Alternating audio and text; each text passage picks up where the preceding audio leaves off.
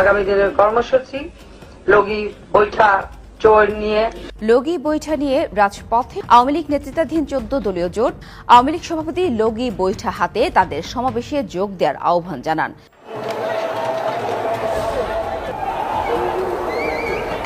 কেউ কেউ বলছেন ডক্টর আসিফ নজরুল তো দূরের কথা, ডক্টর মোহাম্মদ ইউনূসের সরকারও শেখ হাসিনার একটা চুল স্পর্শ করতে পারবেন না। সবাইকে অবাক করে ভারত শেখ হাসিনার জন্য একটা বিশেষ ব্যবস্থা করেছে। শেখ হাসিনার গুরুত্ব বিবেচনায়, তার ইম্পর্টেন্স বিবেচনা করে ভারত এই বিশেষ আয়োজন করেছে। আর এই সিদ্ধান্তটা যখন নেওয়া হয়েছে, সর্বদলীয় একটা বৈঠক হয়েছিল। আরেকটি লগি বৈঠা আন্দোলনের মুখোমুখি বাংলাদেশ আসছে 111 সরকার। আওয়ামী লীগ প্রধান শেখ হাসিনা ইতিমধ্যেই যার যা কিছু আছে তাই নিয়ে প্রতিরোধ গড়বার আহ্বান জানিয়েছেন এক বক্তব্যে গতকালকে। নরেন্দ্র মোদী তার সেনাবাহিনীকে সর্বোচ্চ প্রস্তুত হওয়ার নির্দেশ দিয়েছেন। সেই ইকবাল করিম ভুঁইয়া এবার বাংলাদেশ সেনাবাহিনীকে যুদ্ধের জন্য প্রস্তুত হওয়ার আহ্বান জানালেন। কলকাতায় এসে সেনা কমান্ডারদের ভারতীয় প্রধানমন্ত্রী নরেন্দ্র মোদী বললেন যে প্রস্তুত থাকতে। আবার এদিকে আমাদের সাবেক সেনাপ্রধান ইকবাল করিম ভুঁইয়া বলেন প্রস্তুত থাকতে। এই দুটোর ভিতরে কোনো কানেকশন আছে? প্রথমবারের মতো আমরা দেখলাম যে পুলিশের সঙ্গে সংঘাতের ঘটনা, গ্রেপ্তারের পরে আসামি ছিনিয়ে নেওয়ার ঘটনা, অনেক কিছুই ঘটল। রাজধানীর শ্যামলীতে আওয়ামী লীগের মিছিল থেকে আটক কয়েকজনকে ককটেল। দর্শক, দেশ পূর্বার দূরে কিংবা কাছে যারা এই মুহূর্তে দেখছেন, আশা করি সবাই ভালোই আছেন। দর্শক, এই মুহূর্তে পাওয়া খুবই গুরুত্বপূর্ণ একটি ভিডিও আপনারা দেখতে চলেছেন। দর্শক, টাইটেল থাম্বনেলের শিরোনাম দেখেই আপনারা বুঝতে পেরে গেছেন আসলে ভিডিওটি ঠিক কত গুরুত্বপূর্ণ। দর্শক, বর্তমানে দেশের পরিস্থিতি চলতেছে, সেটা আমাদের অবশ্যই খেয়াল করা উচিত। যেহেতু আপনি ভিডিওটি ক্লিক করেছেন, সেহেতু আপনাকে অবশ্যই ধন্যবাদ জানাই। তো দর্শক, কথার বাড়াবো না, চলুন আমরা সেই কাঙ্ক্ষিত ভিডিওগুলি দেখে আসি। তবে তার আগে বলবো, যারা এখনও আমাদের চ্যানেলটিকে সাবস্ক্রাইব করেননি, অবশ্যই চ্যানেলটিকে সাবস্ক্রাইব করে রাখবেন। আর যারা অলরেডি সাবস্ক্রাইব করে রেখেছেন তাদেরকে অসংখ্য ধন্যবাদ। তো দর্শক, কথা আর বাড়াবো না, চলুন আমরা সেই ভিডিওটুকু দেখে আসি। আরেকটি লগি বৈঠা আন্দোলনের মুখোমুখি বাংলাদেশ আসছে 111 সরকার। এই প্রসঙ্গটি নিয়ে এই মুহূর্তে আপনাদের সামনে কথা বলবো। আপনাদের নিশ্চয়ই 2006 সালে আওয়ামী লীগের লগি বৈঠা আন্দোলনের কথা মনে আছে। লগি বৈঠা আন্দোলন বা লগি বৈঠা র্যালি হলো 2006 সালের 28 অক্টোবর তৎকালীন বিরোধী দল আওয়ামী লীগ সভানেত্রী কর্তৃক আহ্বায়িত একটি রাজনৈতিক সমাবেশ, যা তৎকালীন তত্ত্বাবধায়ক সরকারের গৃহীত কিছু অভিযুক্ত সিদ্ধান্তের কারণে সংগঠিত হয়। এই লগি বৈঠা আন্দোলনটি ছিল 2006-08 সময়কালে বাংলাদেশের রাজনৈতিক সংকটের একটি অংশ। আপনারা ইতিমধ্যে খেয়াল করেছেন, আওয়ামী লীগ প্রধান শেখ হাসিনা ইতিমধ্যেই যার যা কিছু আছে তাই নিয়ে প্রতিরোধ গড়বার আহ্বান জানিয়েছেন এক বক্তব্যে গতকালকে। কাজেই শুরু হয়ে গেছে। আপনি দেখছেন যে বাংলাদেশের বিভিন্ন জায়গায় ইতিমধ্যে বিচ্ছিন্ন ঘটনা কিন্তু ঘটা শুরু হয়ে গেছে। গতকালকে ফরিদপুরের ভাঙ্গায় দেখলেন কি ঘটলো, কিংবা আজকে নারায়ণগঞ্জের ফতুল্লায় আওয়ামী লীগের মিছিলে বিএনপির বাধা, বিএনপি কর্মীদেরকে গণধোলাই দিয়েছে আওয়ামী লীগ। এবং আজকে রাজধানী ঢাকার শ্যামলীতে আওয়ামী লীগের মিছিল, সেই মিছিলে বিএনপি বাধা দিতে গেলে তাদেরকে ধাওয়া দিয়েছে, বিএনপির কর্মীরা পালিয়ে গেছে। এমনকি পুলিশের কাছ থেকে, পুলিশ মিছিল থেকে শ্যামলীতে অ্যারেস্ট করতে গেলে পুলিশের কাছ থেকে ছিনিয়ে নেবার মতো ঘটনা ঘটছে। এই ভিন্ন ভিন্ন বিচ্ছিন্ন ঘটনাগুলো এক হয়ে যাবে খুব শীঘ্রই সেটি। এবং আজকে বাগেরহাটে, রাজধানীর বাইরেও বিভিন্ন জায়গায় এমনটা হয়েছে। নির্বাচনী সীমানা পুনর্নির্ধারণের প্রতিবাদে বাগেরহাটে মিছিল সমাবেশ হয়েছে। গতকালকে তো ভাঙ্গা দেখেছেন, এমনটা বিভিন্ন জায়গায় হচ্ছে। অর্থাৎ একটা লগি বইটা আসছে, কারণ আওয়ামী লীগ নেতাকর্মী যারা বাংলাদেশে আছে বলতে বাংলাদেশে 99% আওয়ামী লীগ নেতাকর্মী বাংলাদেশে আছে। কিছু চিহ্নিত দেশের বাইরে চলে গেছে, তাদের কথা আলাদা। কিন্তু বাংলাদেশে আওয়ামী লীগ নেতাকর্মীদের বাঁচতে হলে যুদ্ধ করতে হবে, এটি ইতিমধ্যেই তারা বুঝে গেছে। এবং যুদ্ধ, খণ্ড খণ্ড যুদ্ধ ইতিমধ্যে শুরু হয়ে গেছে। এবং দিন যত যাবে এটি আরো তীব্র থেকে তীব্রতর হবে, সেই আলামত চারপাশে স্পষ্ট। এই আলামত থেকে সরকারের ভেতরেও কিন্তু যদিও আপনি দেখেন যে সরকার তো চলছে, সরকার তো নড়চড় করছে না, সরকার চলছে, কিন্তু ভেতরে একটা ভয়ও কাজ করছে। আমরা যে ভাবি যে সরকারকে ভয় পায় না, প্রবল প্রতাপশালীও বানের জলের মতো ভেসে যায়, অথচ ইউনূস সরকার বা ইউনূস সরকারের পরিষদে যারা আছে তারা কি ভয় পায় না? অবশ্যই ভয় পায়। তারা এটি অন্ততপক্ষে বোঝে যে এই পরিস্থিতিটা যদি চেঞ্জ হয় তাহলে কি হবে। শুধু সরকার না, সরকারের সহযোগী যে রাজনৈতিক দলগুলো এই মুহূর্তে আছে তারাও কিন্তু ভয় পায়।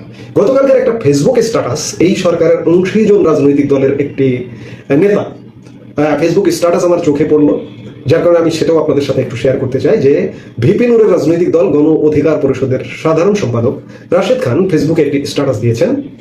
তিনি সেখানে লিখেছেন, ডক্টর মোহাম্মদ ইউনূস স্যারের সমালোচনা আমিও করেছি, সামনেও করব, কিন্তু তাকে দায়িত্ব থেকে সরিয়ে কিংবা অন্তর্বর্তীকালীন সরকার ভেঙে দিয়ে তত্ত্বাবধায়ক সরকার গঠনের পক্ষে আমি নই। এর কারণ হলো নতুন করে নির্বাচনকালীন তত্ত্বাবধায়ক সরকার গঠন করতে গেলে গণ অভ্যুত্থানের অংশীদার রাজনৈতিক দলগুলো ঐকমত্যে পৌঁছাতে পারবে না, বরং বিভাজন বাড়বে। সেই সুযোগে বাংলাদেশে আরেকটি ১-১১ নেমে আসবে। সেক্ষেত্রে গণ অভ্যুত্থান পরবর্তী সরকারে অংশ নেওয়ার অপরাধে ডক্টর মোহাম্মদ ইউনূস সহ সকল উপদেষ্টাদের গ্রেপ্তার করা হবে। গণ অভ্যুত্থানের শক্তিগুলো বিভাজিত হওয়ার কারণে ১-১১ সম্ভাবনা বাড়ছে। আমার কাছে মনে হচ্ছে বিদেশি একটা এজেন্সি গণ অভ্যুত্থানের শক্তিগুলোর সম্পর্ক বিনষ্ট করতে কাজ করছে। হয়তো দলগুলো তা বুঝতে পারছে না। দেশ ও জনগণকে বাঁচাতে আমাদের ঐক্যবদ্ধ থেকে অন্তর্বর্তীকালীন সরকারকে সহযোগিতার বিকল্প নেই। ডক্টর মোহাম্মদ ইউনূস ব্যর্থ হলে পুরো বাংলাদেশের স্বপ্ন বিনষ্ট হবে। ইউনূস গত 14 মাসে পুরোপুরি ব্যর্থতাই পর্যবেসিত হয়েছে। এটি প্রথমত ডক্টর ইউনূস আসলে বাংলাদেশে একটা বিভাজন তৈরি করেছেন। তিনি ক্ষমতা নিয়েছেন, নিয়ে তিনি যদি সবাইকে নিয়ে একসাথে কাজ করতেন, একসাথে কাজ করে নির্বাচনের পথে এগিয়ে যেতেন, তাহলে আজকে এই যে লগি বৈঠার প্রশ্ন আসছে কিংবা 111 সরকারের প্রশ্ন আসছে, এগুলো আসতো না। গর্তটা তো তিনি নিজেই খুঁজেছেন। গর্ত খোঁড়ার পরে আজকে এই প্রশ্নগুলো আসছে। কারণটা হচ্ছে যে দেখুন, আওয়ামী লীগকে আপনি বাদ দিয়েছেন, কার্যক্রম বন্ধ করেছেন। এটি একটা আপনাদের ভুল সিদ্ধান্ত। এটি আপনাদের এই 111 আসবার জন্য একটা বড় গর্ত।